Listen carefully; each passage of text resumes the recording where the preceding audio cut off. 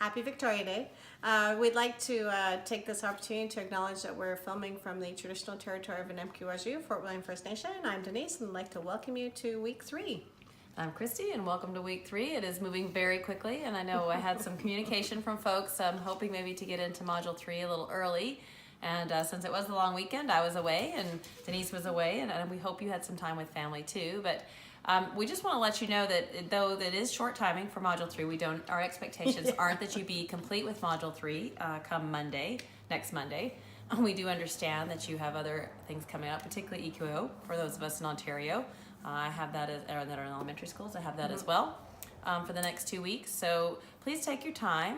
What's really important to us is the quality of your answers, the reflections that you make, the reflections on growth that you're having through the course and those readings. And we do always, at the end, we keep it open for a few extra days, even sometimes as much as a week, just so people can get caught up and get those things in. So do your best, and we'll be online with you. And Module 3 has 2 case studies in it, 3.3 and 3.9. So the frame that you made in Module 2 to answer your questions with the EQI framework, that's the framework we'd like you to use. And just type it in, do your little comments at the bottom, and then post it. And then we'll get a chance to read that and comment on each other's. When we look at the role of the educational leadership and the principal and EQI and current leadership practices in Module 2, one of the key things that I noted that people were reading about, or writing about I should say, was the fact that it was very difficult to choose just one style, or people didn't have one main style. They often had elements of a variety of styles, and in actual fact I think that's part of what we wanted you to recognize. Is that, well, you may have one main style that you typically lead from.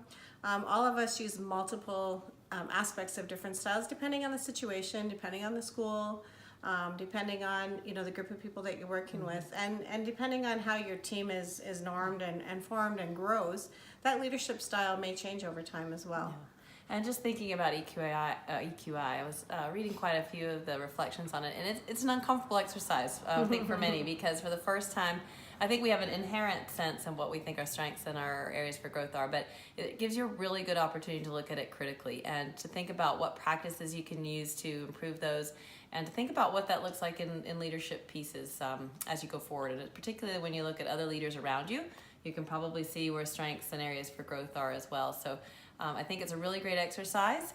It's eye-opening always, but hopefully you enjoyed being a part of that. Great. And then Module 3, which is coming up, is a long one. So we anticipate it may take you a week to 2, and you'll have some overlap in the time next week with Module 3 and 4 finishing up. But this is about kind of the nuts and bolts of running your school. I think I wrote in one of the groups, I commented on the term, get your house in order. There's certain things that you have to get done. They have to be done properly. You have to make sure that you have due diligence in a variety of areas in order for your school to run. That stuff for me happens simultaneously to my instructional leadership side, because schools are about learning, but they're also about keeping kids safe. So there's kind of 2 layers to that for me. What I can tell you is if those structural pieces aren't in order, it's incredibly difficult to get to marshal along the instructional leadership piece, because there are just some basic structures that need to be in place so that people can feel organized and understand where you're moving towards in order to get the other pieces put together. So I'd like to make a comment real quickly on the legal environment piece. Please don't think that you have to memorize everything that's in the, the legal statutes. And for those of you that actually purchased the Carswell book, it's huge. It's 1,000 pages. The key to this is knowing where to find certain things that you'll use all the time. Right. And so you'll come across those very quickly. And I think that's what we want you to get out of that piece of it.